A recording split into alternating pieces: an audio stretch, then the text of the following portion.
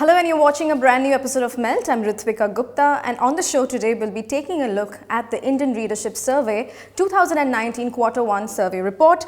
We'll also be chatting with Paritosh Joshi shortly, but before that, here are the key findings from the report. According to the latest IRS data, the total number of readers has increased from 40.7 crore in 2017 to 42.5 crore. The dailies have added 1.8 crore additional readers since IRS 2017. Hindi dailies have added 1 crore readers to take the total to 18.6 crore readers. The regional dailies now have 21.1 crore readers following the addition of 0.8 crore readers. And the English dailies have added 0.3 crore readers. So those were the main highlights from the data. Joining me now is Anant Rangaswami, editor of Melt. Hi Anant. Hello. So Anant, on the surface, it looks like readership has grown, print media is growing. What do you have to say about that? One, it's about a week since the data came in, so I've allowed it to sink in. I've had a lot of conversations. And my reaction to this is the same as, if somebody tells me the cola sales have gone up, my instinctive reaction is, how can that be? Because when I walk into a kirana dukan or I go to, say, Delhi T3, which has got 20, Pepsi vending machines, and I see the colas are shrinking. Right. So if data tells me cola is increasing, I will struggle to believe it, and then I will go deeper and deeper and deeper into it. So here, let's understand that the average marketer spends anywhere between 35 and 40% of his total outlay on print. So if IRS, which is the yardstick and the benchmark for his print spend, says it's gone in one direction or the other, I want to see the granularity of the data in the report and try to understand whether it makes sense or not. So that's the whole idea of having this conversation at all. So exactly, even we wanted to understand the situation better, so we went around Mumbai to a few places. We spoke to a few newspaper distributors, a few newspaper vendors, and really tried to understand the situation better. So let's have a look at what they had to say. Sure. Let's take a look.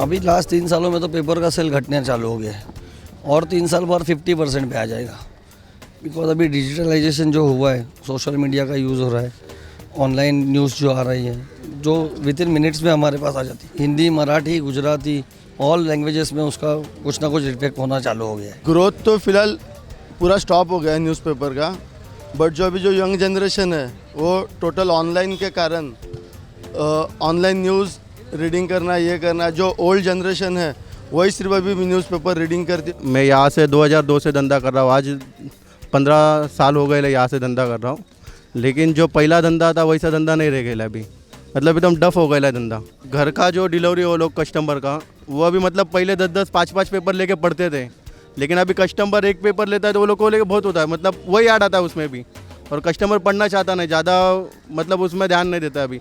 और 5-10 साल में धंधा तो मैं बोलता पूरा एकदम डफ हो जाएगा, सब ऑनलाइन के ऊपर ही चलने वाला है। पब्लिक कैसे जाने के बाद तो बोलते यार इतना पेपर पढ़ने को टाइम नहीं मिलता, ये नहीं मिलता, उसके वजह से थोड़ा सा आगे पीछे हो जाता है वो, थोड़ा कभी लेते कभी नहीं लेते, कभी ऑफिस चालू कर लेते, तो इससे वजह से थोड़ा सा 10% के आसपास थोड़ा कम हो जाता है।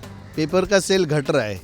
अभी ऐसा है कि हम लोग अभी 45 साल हो गए इधर धंधा कर रहे हैं, कोई अभी है हमारे पेपर वाले, उनका आगे का फ्यूचर बहुत बेकार है, क्योंकि अभी जो ई पेपर चालू किया है कंपनी वाले ने, वो ई पेपर 9 बजे चालू होता है, कोई पेपर पढ़ते नहीं है, अपना मोबाइल में देखते हैं। हम लोग ने यूनियन से डिमांड किया है कि वो ई पेपर है 11 के बाद चालू करना चाहिए, तो अभी तक वो लोग ने कुछ ये किया नहीं है। हर लैंग्वेज के पेपर हर कम हो चुके हैं, ताकि ऐसे आप अगर सफ़र करोगे ट्रेन में तो आपको दिखाई देगा कि लोगों के हाथों में ज़्यादातर मोबाइल होता है, लोग पेपर लेना बंद कर दिए, लोगों को उतना वक्त नहीं हो चुका, और अभी का जनरेशन ऐसे फास्ट हो चुका है ताकि लोगों को उतना वक्त नहीं है। लोग 2-2, 4-4 पेपर पढ़ते थे, अभी फिलहाल वो 1 या 2 पेपर ले लेते हैं बस। The business is almost decreasing. It's a loss business. There's no more profit in this business. Every month the newspapers are getting less, and the copies of the newspapers are also coming less. पहले जैसा paper अभी नहीं चलता, सब लोग क्या mobile पे सब न्यूज़ पढ़ते रहते हैं। हिंदी थोड़ा नॉर्मल है, लेकिन इंग्लिश पेपर थोड़ा कम हो गया सेल। जहाँ 4-4 लेते थे ना, तो अभी 1-1, 2-2 ही लेते हैं सब लोग। So Anant, that was the sense of reality which we discovered while on the ground. Most of them said, in fact, almost all of them said that their sales have been declining. So this leaves us sort of confused. What do you think is going on here? No, let's understand. When we talk sales, we're talking circulation. IRS does not talk about circulation; it talks about readership.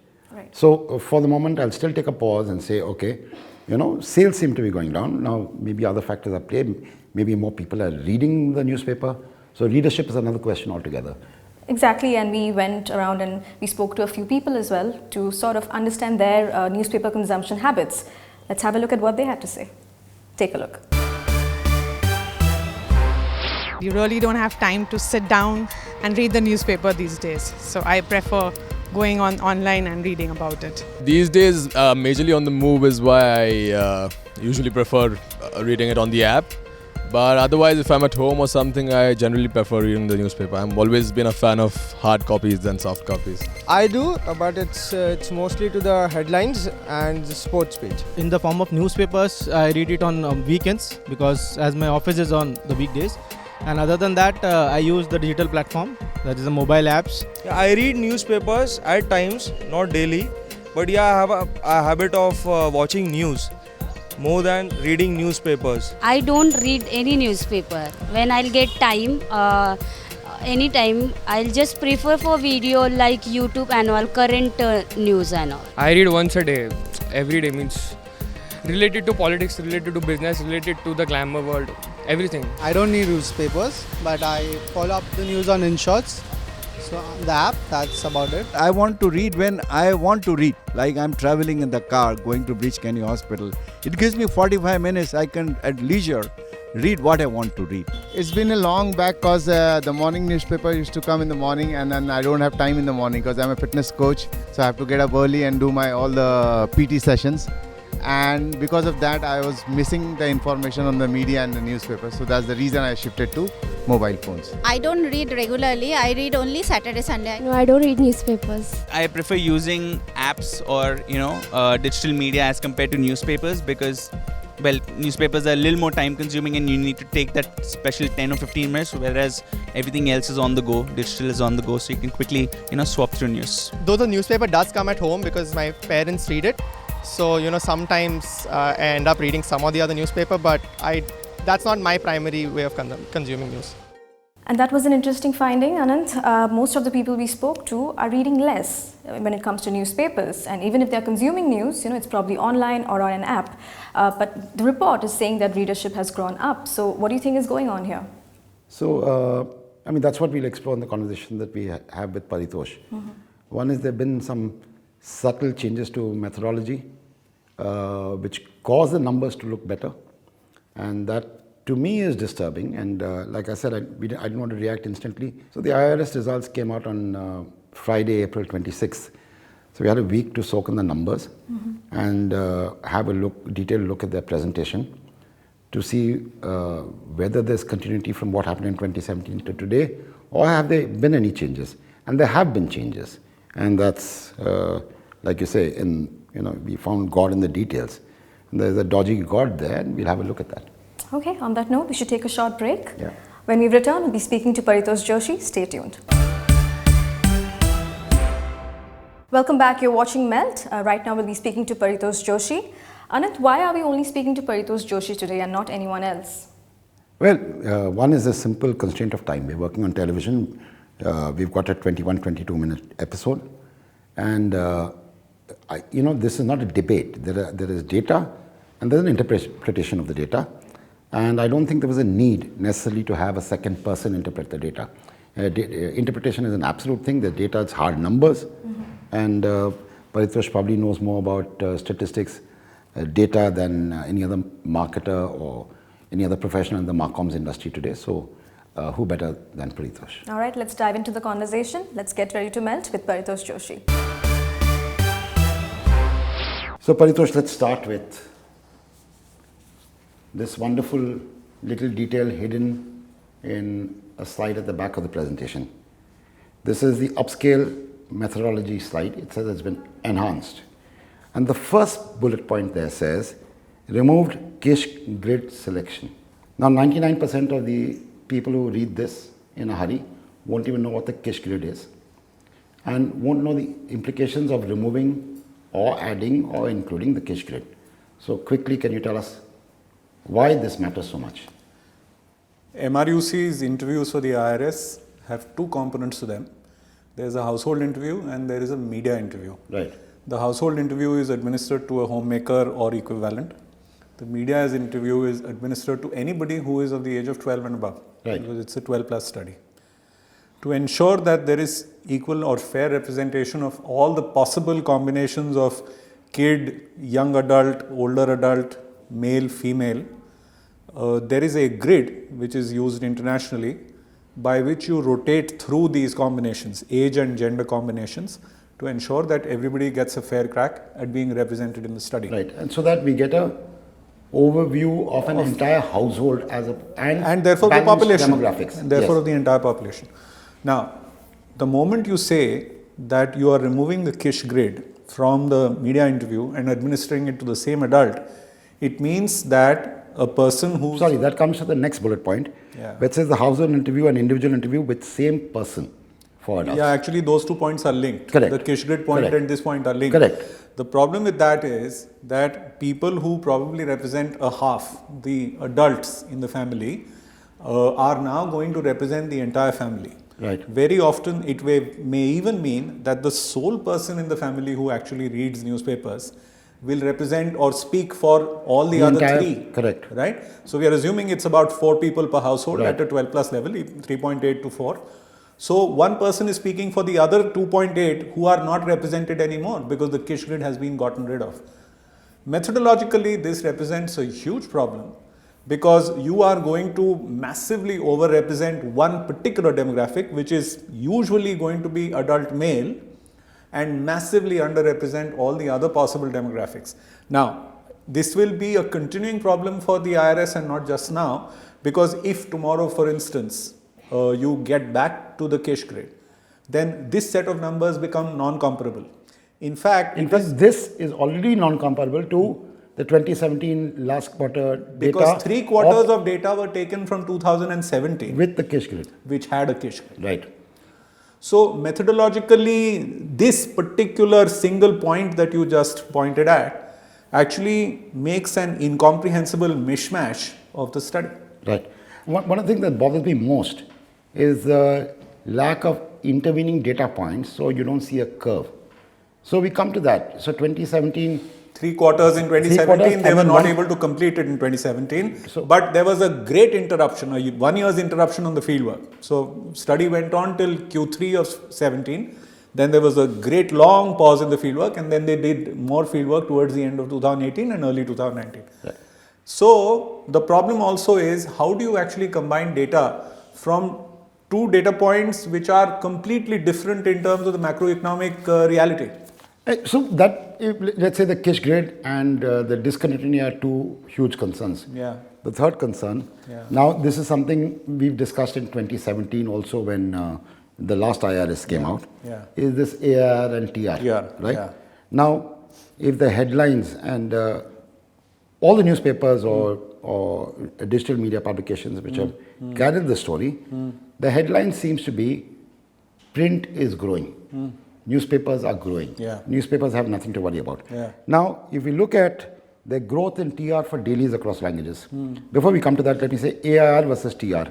Why should you have AIR and not TR? I don't think we should call it a debate. Right. Globally, you can pick up any readership study anywhere. You know, the gold standard has always been the NRS of the UK.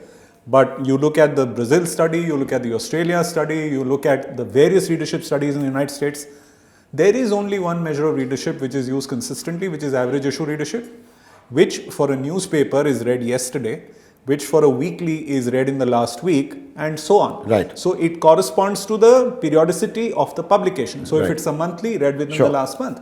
So when you drop this and you say that you are looking at a 1 month period for determining readership of a daily newspaper, you are placing the daily newspaper on the exact same metric as the monthly magazine. Right. And at this point in time, the other problem is that typically a media flight for a newspaper might last 4 weeks. So they will show you a cumulative reach curve. All right. The reach curve starts from AIR and by and large peaks out at the number that is being called TR in this particular instance. All right. Should be. Should be. Right. But if you say that we are dropping all of these numbers and starting with a number called TR, that TR does not represent anything to do with the readership of the copy that you'll send out today with an ad in it. Right. So you will be massively over assuming the kind of reach that you will get by putting 1, 2 or 3 insertions. Right. Now, like I said, all the reports seem to suggest huge growth. But if you look at PowerPoint slides, says growth in TR. However, you look at average issue, IRS 2017 versus 2019, it's come down. Up to 3 days, it's flat. Up to 7 days, it seems to have marginally gone up. And the total No, in readership, fact, 1, 3, 7 days have by and large dropped. It's in one instance, which is regional dailies alone, where it shows some slight increase from what I can recall. Right. And everywhere else, it is flatline or dropped. But total readership has gone up and all. Now, you know, there is in studies of memory, there is a curve which is very, very well known to anybody who is a behavioral scientist and is also very, very important for anybody who's a market researcher. I want to show you something. It's called the Ebbinghaus forgetting curve. Right, it's a recency.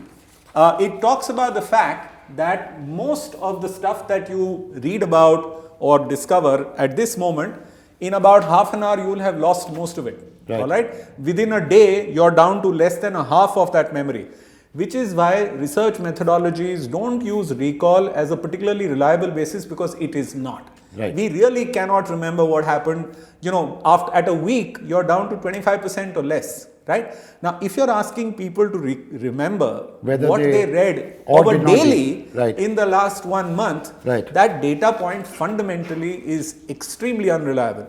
So, if I may just go back to what I was saying earlier, even that cumulative reach that I was talking about is actually computed reach on the basis of statistics using the 1, 3, 5, 7 day numbers. Right. Right? That's how you predict how the reach buildup will happen. Not using this terminal number called TR, because the terminal number called TR suffers from the Ebbinghaus problem.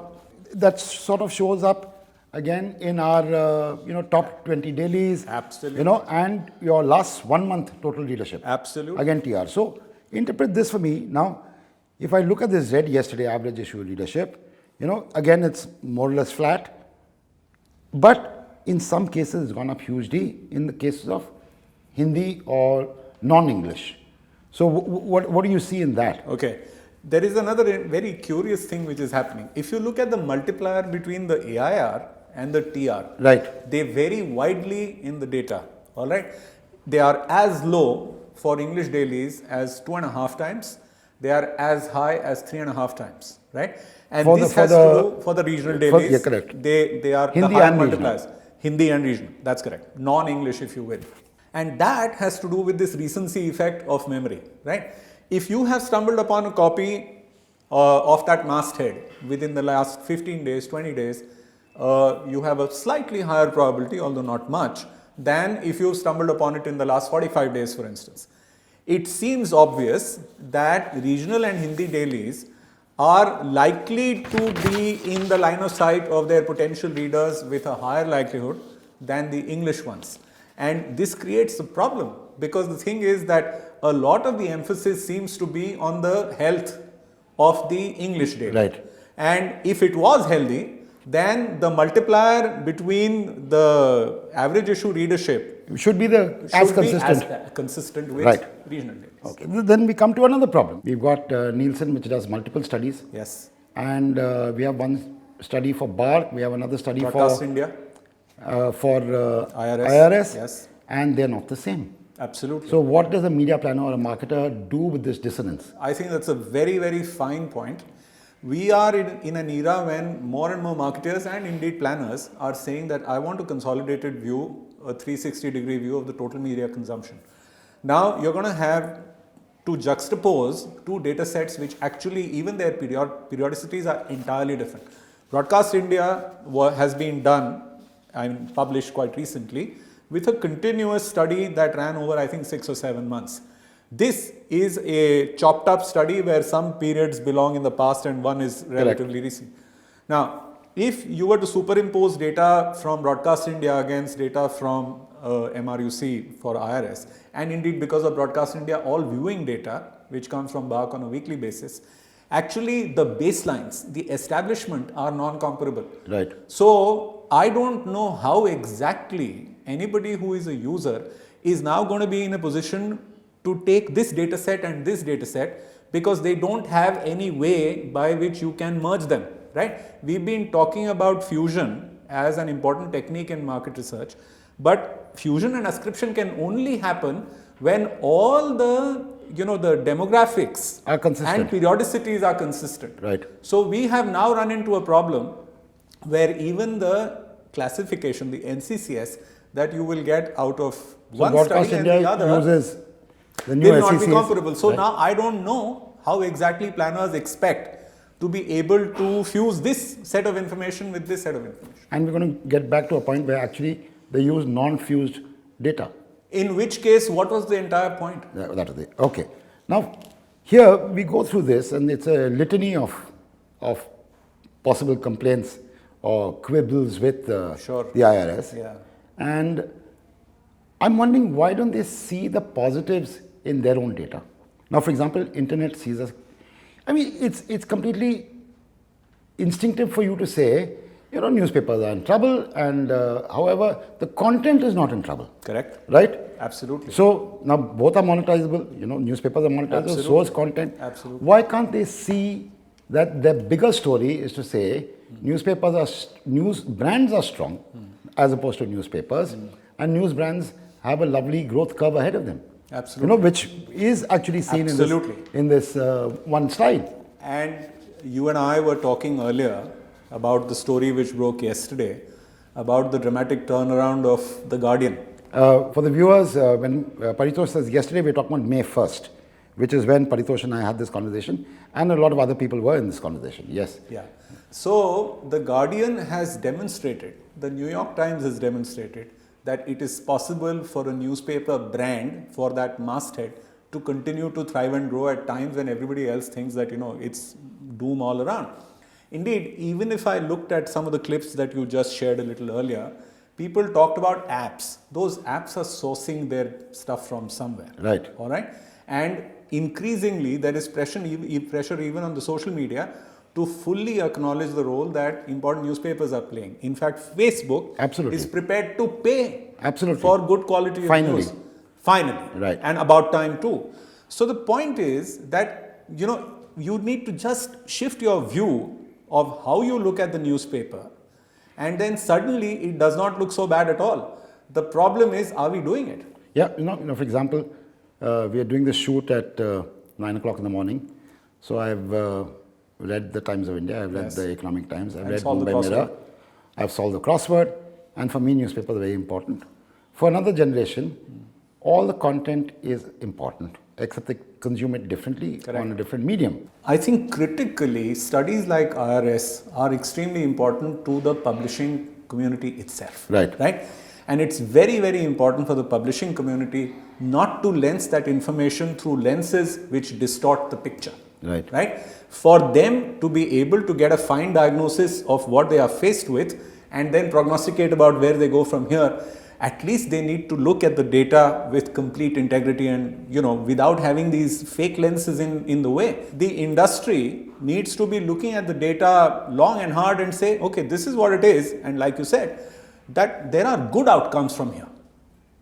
But to be able to do that, you have to at least look at the data without lenses which distort it. Yeah, so my take on this is, we have used MRUC, the acronym, a few times in this conversation. Yes. We've forgotten that it expands to Media Research Users Council. Yes. Now, have they forgotten a whole lot of the users when they frame the study in this manner?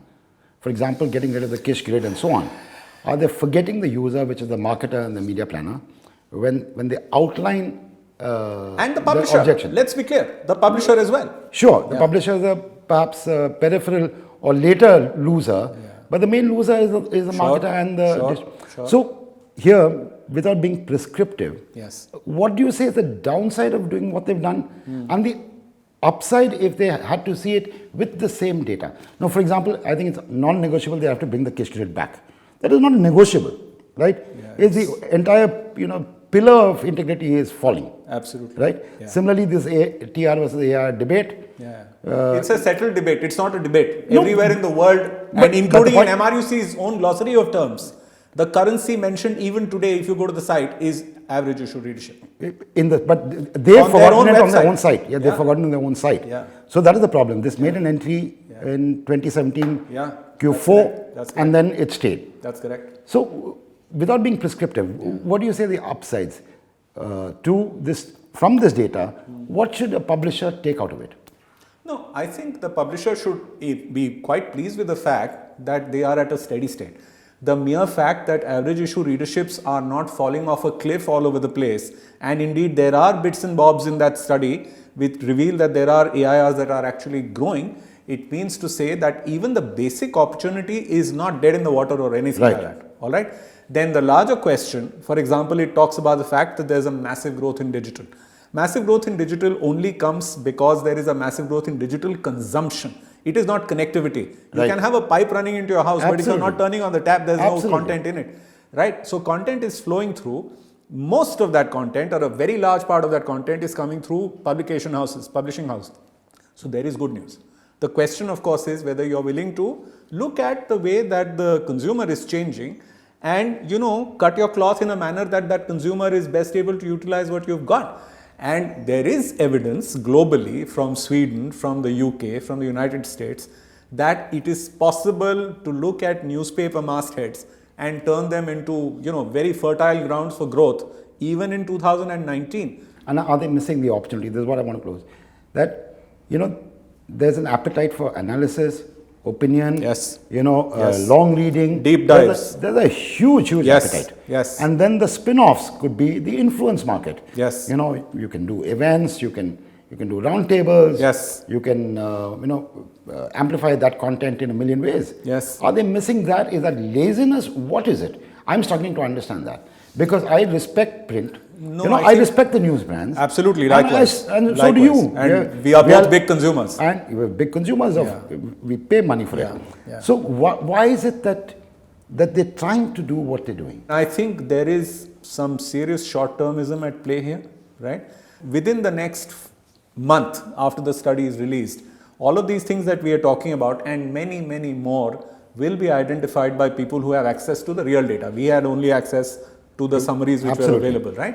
What purpose did it serve, right? It served no purpose at all. Barring a little sort of glow of happiness for a very short period of time. Now, there is one more good news here, which is that the MRUC now promises that it will actually have a quarterly Absolutely. release, Right. which is terrific. We last have- had quarterly releases 5 years ago, 6 Right, years ago. right. So it's good to hear that there will be a quarterly release this point onwards, and then you But will be let starting to- me say, Yeah. they said the same thing in Yeah, yeah. 2017. They said the same thing in 2017. They said there'll be quarterly I work releases. on- All of us look forward to this being the first data point of what will be a curve. Well, I must hope that this commitment is for real and that we will see more data in the rest of the year, that 3 more reports will in fact come in 2019. Anyway, thank you, Paritosh. And I'm sure we're going to continue this conversation within a couple of months. It's not like you said, once the market assimilates the full data and the planners and the advertisers go through that. That's a wrap on this episode of Melt. You can also watch all our content on our social media platforms. Our handle is Ready to Melt, and I'll see you next week, same time, same place. Goodbye.